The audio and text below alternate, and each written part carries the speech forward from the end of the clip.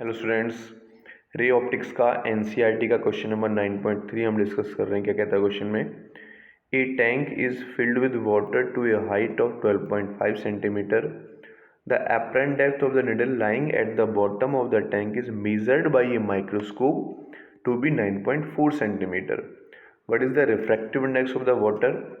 If water is replaced by a liquid of refractive index 1.63 up to the same height, by what distance would the microscope has to be moved to focus on the needle again?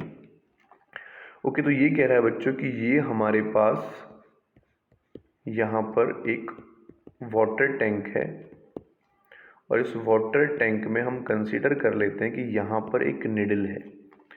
ठीक है, तो इस needle को देखने के लिए microscope का use कर रहा है। जो रे जाएगी वो ऐसे चली जाएगी, तो इसको यहाँ पर अपीयर हो रहा है ना, इसकी जो रियल डेप्थ है जिसको हम x बोलते हैं वो हमें गिवन है बच्चों 12.5 सेंटीमीटर।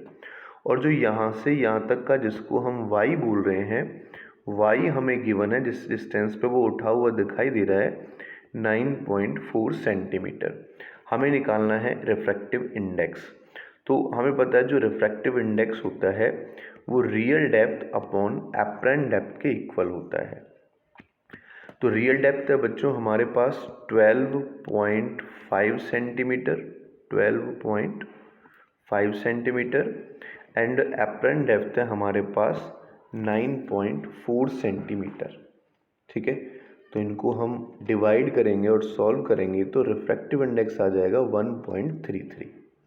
अब नेक्स्ट क्वेश्चन इसमें कह रहा है नेक्स्ट पार्ट में, if water is replaced by the, यानी ये फर्स्ट केस हो गया। अब सेकंड केस में कह रहा है कि अगर वाटर को लिक्विड से रिप्लेस कर देते हैं जिसका रिफ्रैक्टिव इंडेक्स 1.63 हो जाएगा up to the same height, by what distance would the microscope has to be moved to focus on the needle again. Okay, यानी अब मैं एपरेंट डेप्थ इसका y निकालूं तो वो क्या हो जाएगा x बाई म्यू एल हो जाएगा क्रॉस मल्टीप्लिकेशन से।